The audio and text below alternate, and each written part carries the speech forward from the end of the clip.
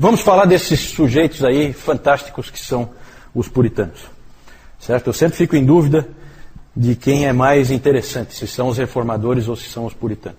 Né? Eu sempre acabo pendendo um pouquinho mais para os reformadores, mas os puritanos, a seu modo, eles têm uma variedade maior e isso também é muito interessante.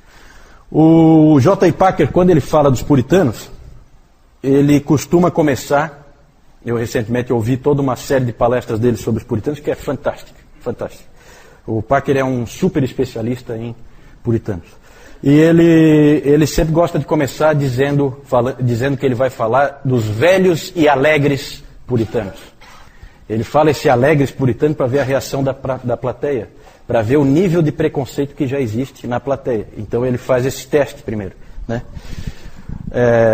Porque esse nome puritanos foi jogado na vala comum e foi dada uma ideia errada para todas as pessoas na sociedade de quem esses homens foram, certo? Quanto a quem esses homens foram. Então há sempre esse preconceito. Na verdade é um preconceito similar ao que os crentes sofrem hoje, né? De que os crentes são pessoas sisudas, são pessoas infelizes. É muito comum haver esse tipo de preconceito. E com os puritanos não foi diferente e continua sendo assim. Né? Teve até um escritor que odiava os puritanos, um escritor americano, que ele disse que o puritanismo é a preocupação de que alguém, em algum lugar, esteja feliz. Certo? Então, os puritanos, eles se preocupavam em que houvesse alguém feliz. Na verdade, isso aí é uma caricatura de inimigos do puritanismo. Certo? E é claro que eles são inimigos do puritanismo, porque o puritanismo sempre vai denunciar o erro e a imoralidade em que muitas vezes essas pessoas vivem.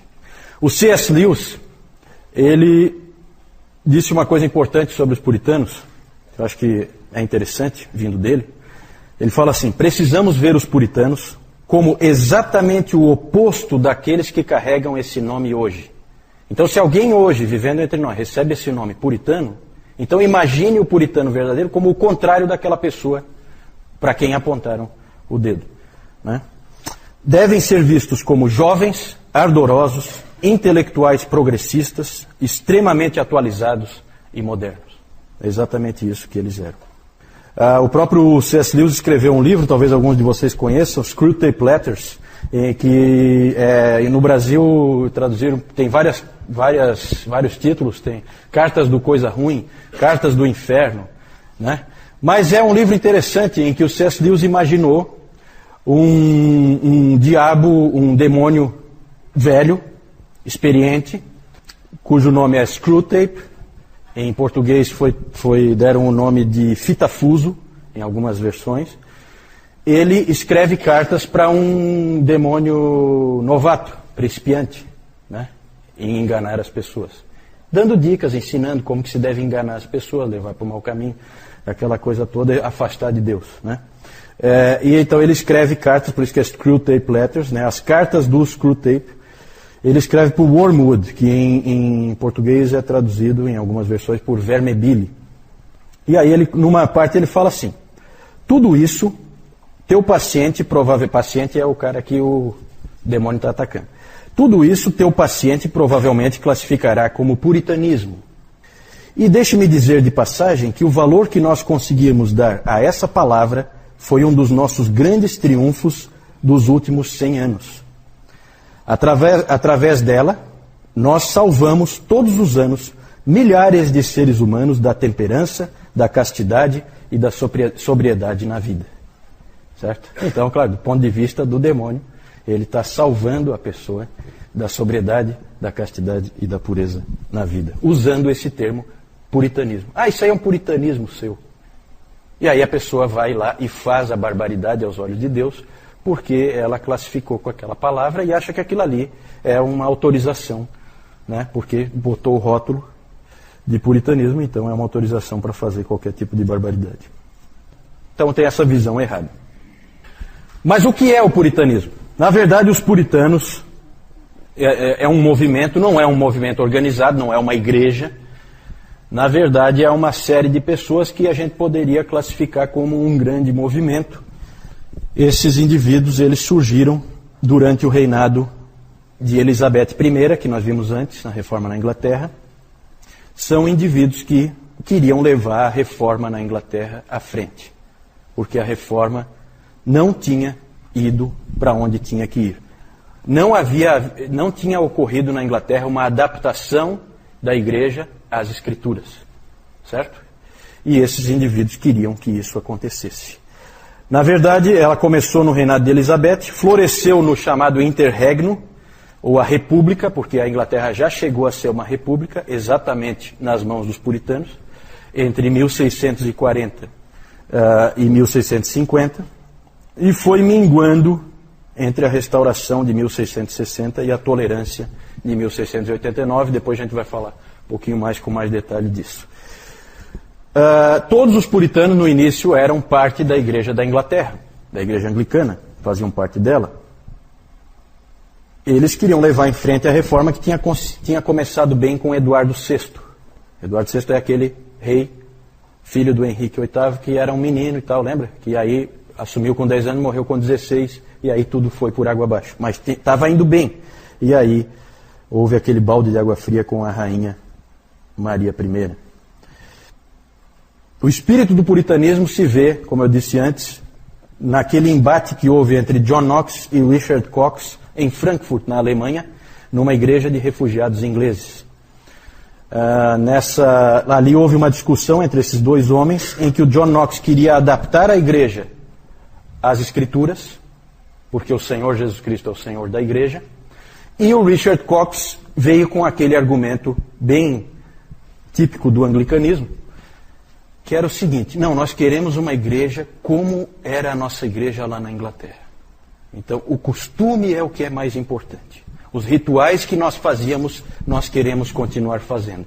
Nós não queremos abandonar nada porque as escrituras dizem para a gente fazer de outra maneira. Certo?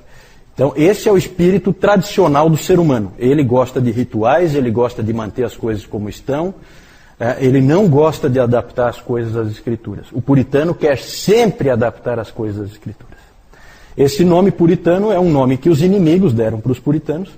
É um nome jocoso, certo? Porque esse cara aqui, ele quer pureza em tudo, não pode nunca ter uma coisinha de fora, tudo tem que ser do jeito que a Bíblia diz e tal. Esse é o espírito puritano, tudo tem que ser como a Bíblia diz. Na verdade, não está distante do que nós vimos do Zwingli, o que nós vimos do Calvino, né? E a influência do Calvino sobre os puritanos é enorme. Uma grande conquista deles foi a criação da Bíblia de Genebra. Então é interessante, aí você já vê toda a ligação. Se a Bíblia dos puritanos é a Bíblia de Genebra, assim chamada, você vê que há uma ligação clara com Calvino.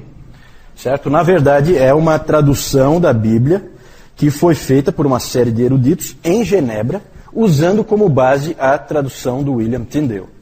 Só que o interessante dessa Bíblia são as anotações dela. As anotações que esses puritanos faziam. E essa era a Bíblia dos puritanos, certo? Hoje em dia existe nos Estados Unidos um movimento muito forte dentro das igrejas, que é chamado do movimento de King James Only, que é só usar a Bíblia King James. Qualquer outra Bíblia não pode ser usada, certo? Então tem muitas igrejas que não, é King James, King James, King James, e muita gente equivocadamente acha que essa foi a Bíblia dos puritanos. Na verdade, essa Bíblia era considerada uma inovação. A Bíblia dos puritanos é a Bíblia de Genebra. Essa é a Bíblia dos puritanos. A outra é uma Bíblia, a Bíblia King James, ou a versão autorizada, como os ingleses chamam, ela é uma inovação, é uma coisa nova. Ela surgiu em 1611 e ela leva o nome desse rei Tiago, né? James é Tiago, a Bíblia do rei Tiago, que esse cara aí é um grande inimigo do Evangelho, né? Ah, é? Fala isso? Ah, interessante, interessante. Então você já vem aí, né? Confirma essa coisa assim. A Bíblia de Genebra é a verdadeira Bíblia que os puritanos usavam e que eles gostavam, né? Aqui em James não é bem assim. As pessoas elas se confundem. Tem muita gente que acha que a King James era a Bíblia dos puritanos. Não é bem assim.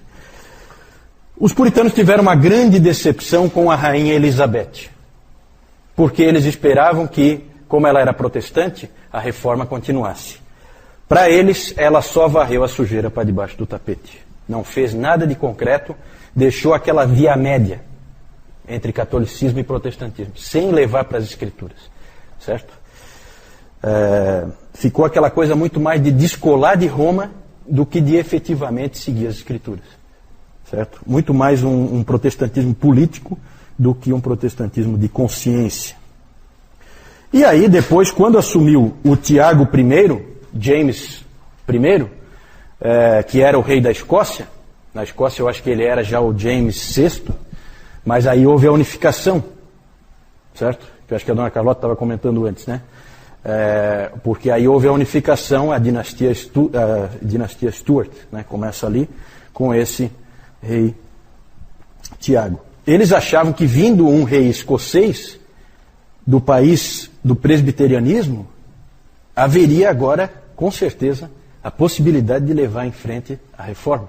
Ele inclusive foi recebido com uma euforia quando ele chegou para assumir o reinado.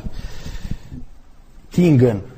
O rei Tiago não era nenhum amigo dos protestantes, muito pelo contrário. Ele, na verdade, queria implantar um absolutismo em que ele mandava e ponto final. E ele dizia com muita clareza, ele era o rei, e rei gosta de bispos.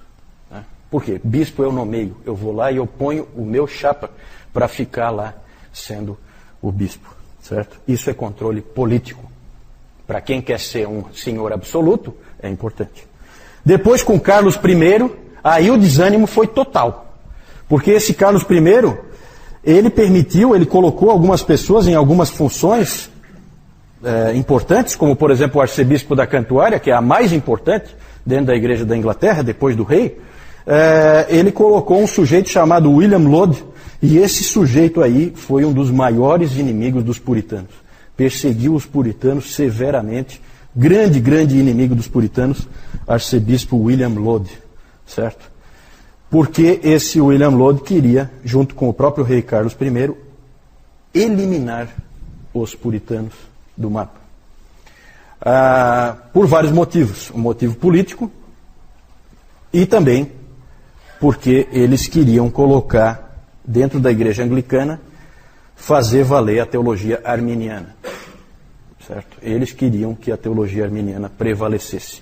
O William Laud começou a colocar arminianos em todas as funções da igreja anglicana. Havia inclusive um dizer interessante na época, em que um indivíduo perguntava assim, qual é a posição dos arminianos? Aí dá a impressão que ele está perguntando qual é a posição teológica, né?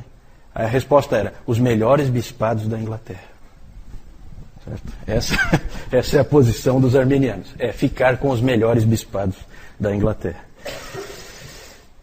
Com todo esse quadro desesperador, tanto em termos de política eclesiástica como em termos de teologia, muitos puritanos partiram. Oi? Ele autorizou, por isso que é a versão autorizada, porque ele autorizou fazer uma nova versão da Bíblia. Até porque havia um certo medo da própria Bíblia de Genebra. Né? Então é interessante tentar colocar uma outra para tirar um pouco da força, né? do puritanismo mais forte, mais radical, se é que a gente pode usar essa palavra. Muitos puritanos partiram e isso foi, na providência de Deus, muito bom. Por quê? Porque ali, então, vão contingentes enormes de puritanos para a Nova Inglaterra, né? Vão colonizar os Estados Unidos.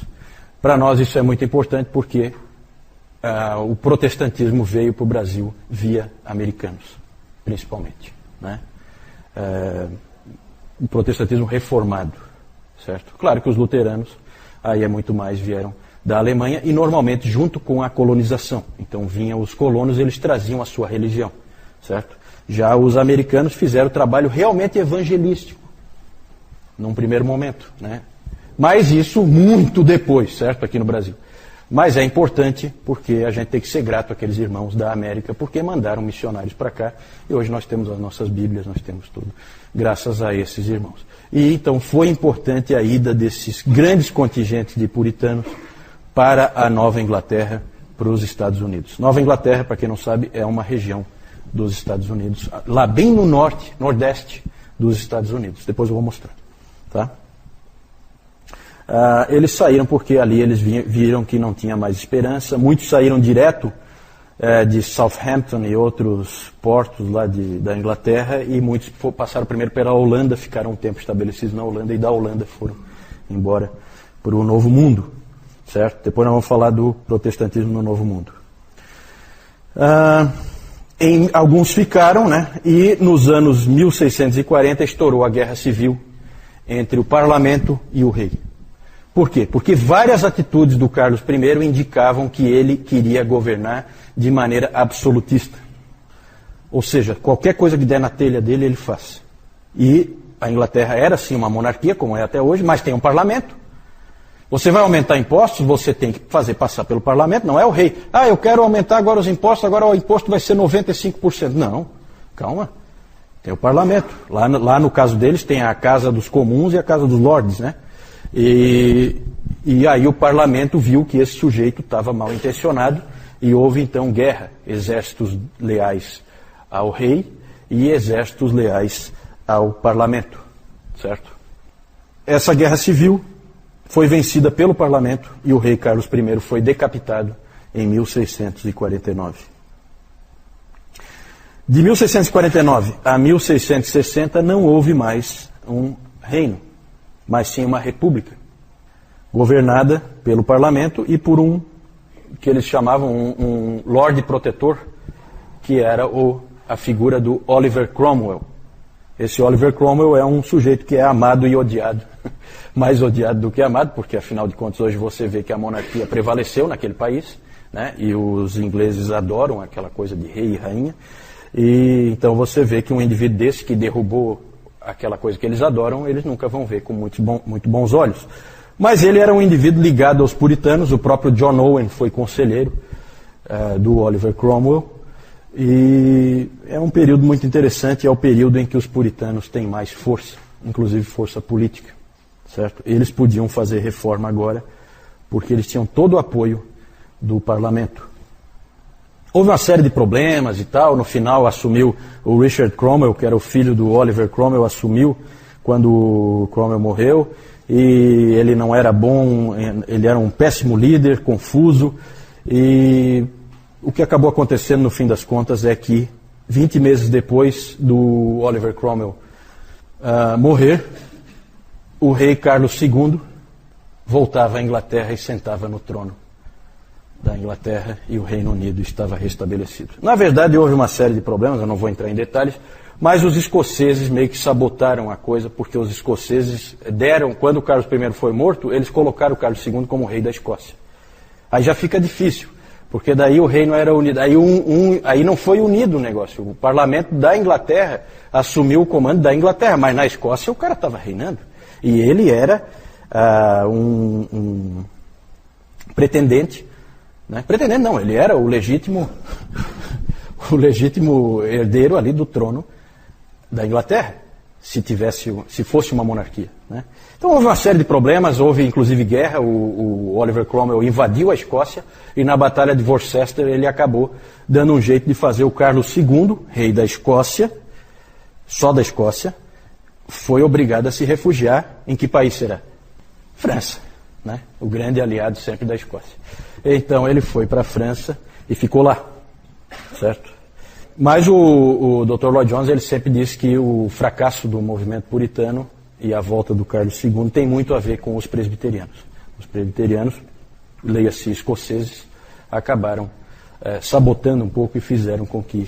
Claro que havia muito ódio, evidentemente, se o Cromwell foi lá e invadiu a Escócia, tudo isso aí complica. Então é tudo muito complicado, né? Não dá nunca para você dizer assim, em uma frase, resolver o problema histórico. É tudo muito mais complicado, a gente não tem tempo de ficar entrando aqui, também nem é o caso, certo?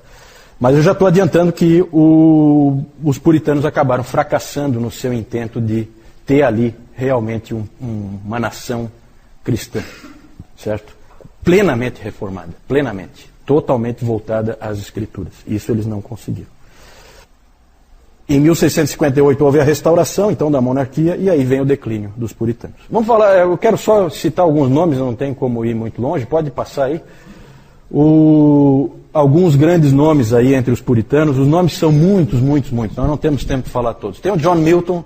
John Milton era um poeta, ele escreveu livros importantes, como O Paraíso Perdido, e o Paraíso Recuperado. E desse John Milton se dizia o seguinte, um dos biógrafos dele diz o seguinte, que ele é o último homem da história da humanidade a ler todos os livros publicados.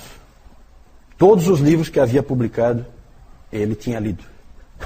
É uma coisa pretensiosa, mas considerando que a imprensa tinha sido inventada há relativamente pouco tempo e tal, então não chega a ser impossível, né? Mas é realmente uma coisa impressionante. Ele é importante, mas a teologia dele não é muito boa, não. O segundo nome aí, Richard Baxter, é o grande pastor, certo? Esse Richard Baxter é um pastor fascinante. Ele fez um trabalho em Kidderminster, que é uma pequena cidade lá da Inglaterra. Ele trabalhou 15 anos, e o que se diz dele é que quando ele chegou lá, não havia nenhum cristão. Quando ele saiu, não havia nenhum ímpio. Porque realmente o trabalho dele foi um trabalho fantástico. Esse cara aí é famoso por fazer aquelas visitações às famílias. Ele então checava como é que está a vida espiritual de cada um. E ele escreveu aquele livro, temos em português, O Pastor Aprovado, né? Que muitos caras desanimam quando leem por causa do padrão elevadíssimo, né? O Dr. Calhoun sempre fala, nunca desanime por causa do padrão elevado que os puritanos colocam no papel, certo? Coloque aquilo como um alvo, mas lembre da graça sempre, né? Mas realmente é um padrão elevado.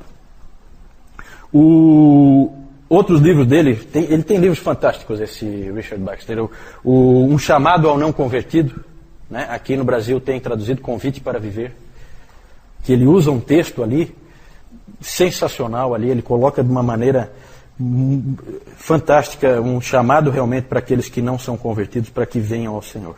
O Descanso Eterno dos Santos é outro livro dele, em que ele fala do porvir. E o livrão gigantesco dele, um baita de um livro, é o Diretório Cristão. O Diretório Cristão, em que tem, é um livro em que simplesmente você tem tudo que você puder imaginar ali em termos de consciência, em termos de ética cristã, você encontra nesse Diretório Cristão do Richard Baxter, sempre levado aos mínimos detalhes, como os puritanos sempre faziam. A pregação dele era sempre regida pelo lema, primeiro luz, depois calor. Então ele sempre achava que ele tinha que instruir para depois motivar. Né? Não adianta você ter só uma fé cega assim, que você, sabe, muito discurso, as pessoas vão e tal, mas não sabem nem por que estão indo. Não, a gente precisa conhecer. Eu tenho um livretinho dele em que ele fala assim, né, que é muito comum as pessoas dizerem, porque você pode conhecer e não ter vida cristã. Aí ele respondia, mas sem conhecer eu já sei que você não tem. Então ele colocava a coisa com muita clareza. Assim. É um sujeito realmente importantíssimo esse Richard Baxter. Não é o melhor teólogo, ele é o melhor não, mas ele é um dos grandes pastores. Né? O melhor teólogo é esse próximo aí, John Owen, certo? O príncipe dos teólogos puritanos. É o Calvino da Inglaterra. Né? Esse John Owen foi sem dúvida o grande teólogo dos puritanos. Ele é autor daquele livro A Morte da Morte na Morte de Cristo e de muitos outros livros. Ele escreveu também a Declaração de Savoy. A Declaração de Savoy é uma adaptação da Confissão de Fé de Westminster para atender às igrejas congregacionais, porque a Confissão de Fé de Westminster acabou saindo, por força da influência interna lá, acabou saindo presbiteriana. Mas tinha várias pessoas ali dentro que não eram presbiterianas, e portanto elas se viam no direito de tomar para si também, como aconteceu, depois nós vamos falar disso, né? Mas a Confissão de Fé Batista de 1689 é quase igual, só que ela tira o presbiterianismo. Por quê? Porque os batistas nem tiveram assento na Assembleia, certo? Mas os congregacionais tiveram, só que eles foram voto vencido. Então, né, o John Owen foi o responsável por adaptar ao pensamento congregacional. É interessante porque a Banner of Truth Trust, editora inglesa, ela publicou recentemente uma coletânea de textos de John Owen. Essa coletânea tem 16 volumes. É enorme. Os escritos completos do John Owen são muito maiores, O Dr. Lloyd Jones, quando se casou em 1927, ele ganhou de alguns amigos de presente de casamento, de segunda mão, né, as obras completas de John Owen, é um baita de um monte de livros, né, e as obras completas do Richard Baxter também, certo? Para ele era um presentão, né? Para a mulher eu acho que ela não. Não. Aí que tu te enganas, a esposa dele é fantástica.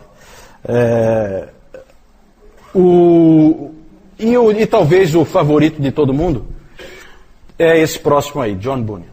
John Bunyan é um cara fantástico, realmente um indivíduo único na história da igreja. Aprendam sobre esse sujeito aí, porque ele é único, especial. É o latoeiro de Bedford, né? Ele era um latoeiro, era a função dele, não era um ministro, mas era um pregador do evangelho fantástico, e ele é conhecido principalmente como o autor do livro O Peregrino. Que alguém já disse que é a Confissão de Fé de Westminster com pessoas. Né? Alguém já falou que o Peregrino é a Confissão de Fé de Westminster com pessoas nela. Aí tem muitos outros nomes que a gente poderia falar: John Flavel, Richard Sibbes, Thomas Goodwin, Thomas Watson, Stephen Charnock, Thomas Manton e muitos outros desses puritanos ingleses a gente poderia citar. Século XVII, quando você pensa em século XVII, pense em puritanos. Esses são os grandes homens de Deus daquele século. Pode passar? A pergunta é a seguinte: por que deu errado? Por quê? Bom, um dos motivos, eu já falei dessa história de trazerem de volta o rei, isso aí não ajudou nada. Trazer de volta o Carlos II foi uma péssima ideia. Até porque ele, quando chegou, ele proclamou o ato de uniformidade, certo? Porque aí vem a força, a mão pesada, certo? O ato de uniformidade que obrigava todas as igrejas a terem um culto igual, determinado pelo rei como que ia ser, certo? Então tinha que usar o livro de oração comum, é anglicanismo, obrigatório, em todas as igrejas. É o ato de uniformidade. Muitos puritanos, o que vocês podem imaginar desses caras? Conscientes como eles eram, o que eles fizeram? Bateram o pé. Contra a nossa consciência nós não vamos agir nunca. Nós não vamos levar um culto que não é de acordo com as Escrituras. Não importa quem mandou, se foi o rei, se não interessa, não quero saber. Nada mais, nada menos que cerca de 2.000 pastores puritanos simplesmente disseram não para o rei e foram expulsos então da sua função, do seu ganha-pão. Passaram momentos difíceis porque mantiveram-se firmes na palavra de Deus. É a chamada Grande Ejeção de 1662. 2.000 pastores deixaram seus púlpitos. E muitos foram perseguidos, como o nosso querido John Bunyan. Perseguido, preso, foi na prisão de Bedford que ele escreveu O Peregrino. John Bunyan, nós temos que ter um carinho especial por John Bunyan, porque, dentre outras coisas, além de ser essa pessoa fantástica que ele foi, grande pregador do Evangelho, ele era batista. É o batista famoso mais antigo que existe, é John Bunyan, certo? Tem outros nomes, evidentemente. A Igreja Batista não começou com ele, mas ele era um batista. Agora vejam como é o espírito de John Bunyan. E o próprio Lloyd Jones, aqui no livro, ele tem uma palestra em que ele fala sobre John Bunyan, e aí não é à toa que ele fala John Bunyan e a unidade da igreja, certo? Por causa do espírito desse homem. Você lê O Peregrino, você não sabe de que denominação é o autor. Você não faz a menor ideia. Você sabe que é um puritano, isso você percebe. Mas de que denominação ele é, você não percebe. Porque ele não era um indivíduo aferrado nessa pobreza denominacional, que o levou a dar errado, certo? Principalmente por causa da mentalidade de muitos grupos, a mentalidade do tipo tudo ou nada. O Lloyd Jones aborda isso várias vezes, em várias palestras dele ele fala sobre isso, o erro que foi. Várias vezes os puritanos deveriam ter cedido e não cederam. Deveriam ter cedido por causa do irmão, e não cederam em picuinha, em coisa, em detalhe, certo? Também. Eu vou falar já, Só para vocês terem uma ideia, que grupos que tinha ali, que eram chamados, né? Nós tínhamos os batistas, os presbiterianos, evidentemente, os niveladores, os cavadores, os bradantes, os da Quinta Monarquia, os Quakers já são um pouco mais, era um pentecostal da época o Quaker, certo? Já são um pouquinho mais diferentes assim. Mas eram todos grupos de puritanos com ênfases diferentes e que acabaram, sabe, um não se entendia com o outro. Isso aí, essa divisão entre eles não ajudava, porque eles tinham essa mentalidade do tipo tudo ou nada. Os presbiterianos não conseguiam se entender com os independentes. Os independentes são batistas, congregacionais, né, aqueles que acreditam que cada congregação deve ser independente. E os presbiterianos não concordavam com isso, porque eles pegavam aquele modelo da Escócia. Então um não entendia o outro, um não aceitava o que o outro dizia, e aí levava a divisão entre eles, em vez deles poderem andar juntos. Isso foi um erro. O Dr. Lloyd Jones sempre lamenta isso bastante e diz que eles deveriam ter cedido por diversas vezes. Outro aspecto que eu coloquei ali, é a excessiva mistura entre religião e política. Os puritanos, eles sempre se envolveram com a sociedade. Eles são do tipo, eles vêm com aquela mesma ideia do Calvino, né? Lembra lá da classificação de Niebuhr, que nós vimos já há vários domingos atrás? A posição de Cristo e cultura, como é que fica? Eles são do tipo Cristo transformador da cultura. Então são indivíduos que se envolvem na cultura, que assumem posições dentro da sociedade, não se isolam, eles se misturam, eles são profissionais ali dentro, são funcionários públicos, às vezes em funções importantes, influentes, e então são indivíduos que não ficam à parte. Só que eles foram longe demais, né? Foram longe demais, exageraram na dose.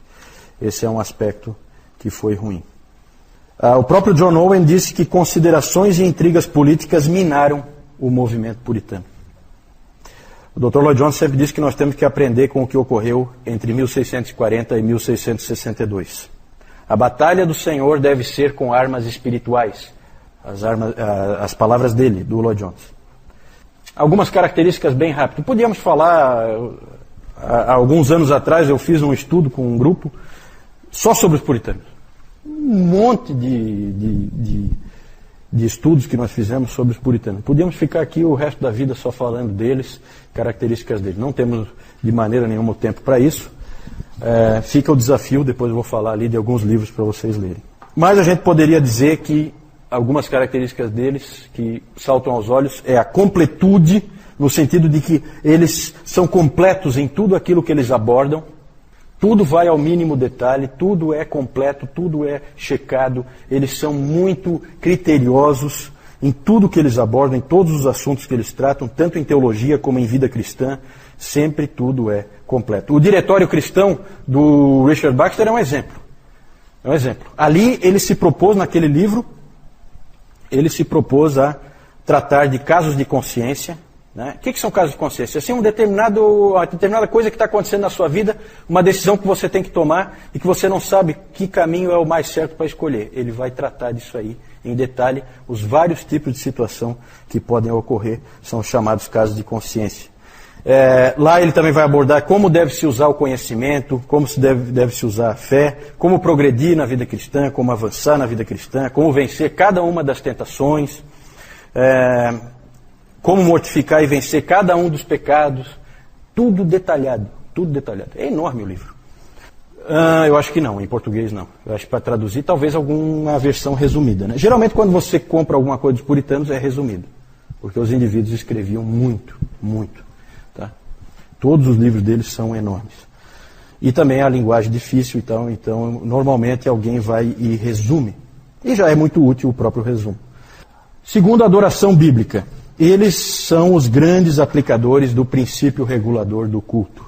Nós cultuamos a Deus do jeito que Ele mandou a gente fazer. Esse era o pensamento deles. A gente já viu isso em Zwingli, já viu isso em Calvino, mas eles levaram ao máximo que se pode levar. São os grandes aplicadores desse princípio. A maioria das pessoas gosta de uma adoração bonita. E os anglicanos especialmente, eles gostavam de uma adoração bíblica. É diferente.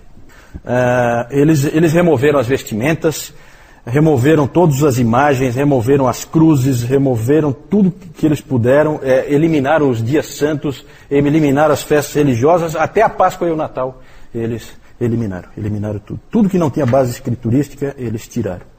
Para eles era fundamental. O princípio regulador do culto, ele é interessante, mas ele é difícil de aplicar. Tem que ter peito e coragem.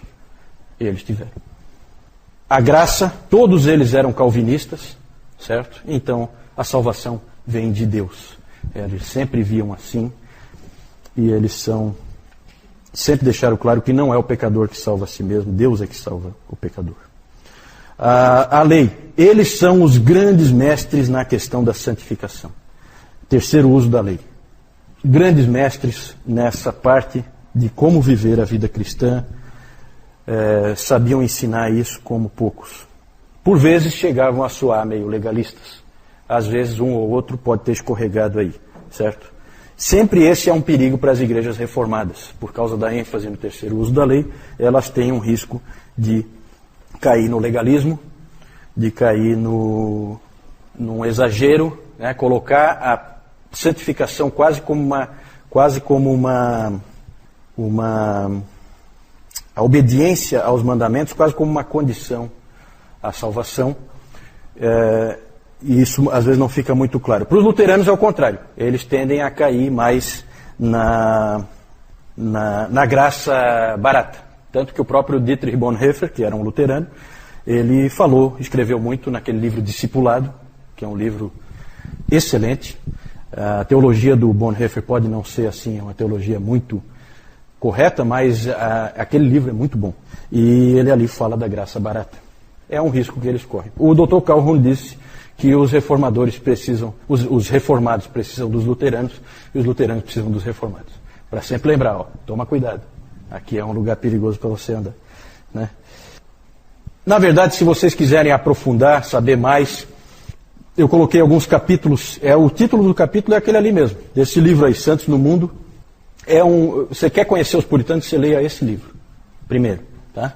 Ali você vai ter um capítulo, está nessa ordem mesmo: trabalho, sexo e casamento, dinheiro, família, pregação, igreja e culto, Bíblia, educação, ação social. E eles têm a ensinar em todas essas áreas, porque são indivíduos que levam a vida inteira à luz das Escrituras. Então nós temos muito a aprender com eles. Esse aqui já é um livro um pouquinho mais avançado, que vai abordar a coisa num patamar um pouquinho mais difícil, mas não tão difícil. Ele é um livro médio, né? Um livro do J.I. Packer, Entre os Gigantes de Deus, certo? Fala só sobre os puritanos, subtítulo Uma Visão Puritana da Vida Cristã. E aí, na verdade, aí não são os capítulos, são seções, né? Perfil dos puritanos, os puritanos e a Bíblia, os puritanos e o Evangelho, os puritanos e o Espírito Santo, a vida cristã dos puritanos e os puritanos no ministério. Isso aí eu vou deixar para vocês aprofundarem. Eu acho que vale muito a pena. Pode passar? Não posso deixar de falar, nós não temos tempo, mas eu não posso deixar de falar da Assembleia de Westminster. A Assembleia de Westminster se reuniu naquela época em que havia disputa entre o rei e o parlamento. Rei Carlos I e o parlamento incomodado com a visão absolutista do Carlos I. O parlamento que convocou a Assembleia de Westminster.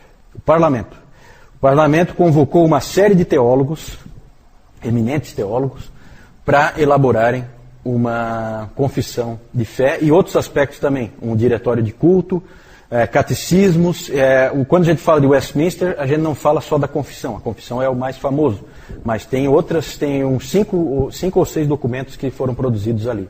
Tinha ali 121 teólogos e mais 30 leigos. Esses 30 leigos são 10 representantes da Casa dos Lordes e 20 representantes da Casa dos Comuns, porque é do parlamento isso aí, tá? Então isso que é meio irônico, né? A confissão de fé de Westminster, ela tecnicamente, ela é da Igreja da Inglaterra, ela é da Igreja Anglicana, né? A gente associa muito, e os presbiterianos gostam disso, associa muito ao presbiterianismo, porque a Escócia logo tomou aquilo ali para si como a sua confissão de fé. Mas tecnicamente foi feito pela Igreja Anglicana, foi feito pela Inglaterra esse trabalho, certo? Esses teólogos Havia uma variedade de tipos aí de teólogos. Havia episcopais, eles não participaram muito porque eles eram fiéis ao rei, mas havia presbiterianos, havia independentes, como Thomas Goodwin era um deles, o famoso Thomas Goodwin. Jeremiah Burroughs, também tem livros dele já traduzidos em português. E também foram chamados delegados escoceses. Um deles era o famoso Samuel Rutherford, participou também. Os escoceses foram convidados e vieram ajudar. O Richard Baxter descreveu assim a Assembleia. Os teólogos ali reunidos eram homens de eminente conhecimento, piedade, habilidade ministerial e fidelidade. E não sendo eu digno de ser um deles, porque o Baxter não foi convidado, não sendo eu digno de ser um deles, posso falar ainda mais abertamente a verdade que eu sei. Que tanto quanto sou capaz de julgar pela informação histórica disponível e por qualquer outra evidência, o mundo cristão desde os dias dos apóstolos nunca teve um sínodo de teólogos mais qualificados do que esse sínodo e o sínodo de Dort. O sínodo de Dort já tinha acontecido em 1618. Eu não tive tempo de falar, recomendo que vocês vão lá no site Bom Caminho e digite lá na procura, lá na busca, digite Dort. E aí vocês vão ter lá um artigo explicando tudo como foi o sínodo de Dort, certo? O sínodo de Dort tratou da questão arminianismo, calvinismo, certo? Várias confissões vieram dali. Os congregacionais com a declaração de Savoy, já falei, em 1658, John Owen adaptou para uso dos congregacionais, e os batistas também fizeram uso, adaptando a confissão de fé de Westminster na segunda confissão londrina de 1689. Por que segunda confissão londrina? Porque houve uma primeira, que eu até tenho ela, que ela é de 1644, certo? Anterior até à confissão de fé de Westminster. A confissão batista é a primeira confissão batista de Londres de 1644. Mas a confissão de fé de Westminster ela é tão bem montada, tão bem elaborada, que ela acabou se tornando mais importante, e os batistas acabaram tomando ela como a sua confissão, como base para a sua confissão. Né? William Laud, grande inimigo dos puritanos, arcebispo da Cantuária, colocou arminiano na Igreja da Inglaterra até não poder mais. O Carlos I lá e o julgamento dele, lembrem-se que ele foi decapitado pelo parlamento. E aqui o Oliver Cromwell, que foi o Lorde Protetor durante a República. Richard Baxter, John Milton, John Owen, John Bunyan. Aqui uma figura do Bunyan na prisão em Bedford, sendo visitada pela filhinha dele, que era cega, né? Ele adorava essa filhinha dele. E ela visitando ele na prisão. Aí a Assembleia de Westminster, para vocês terem uma ideia, né? Se reuniram 1163 vezes. Certo? Esses delegados da Assembleia de Westminster.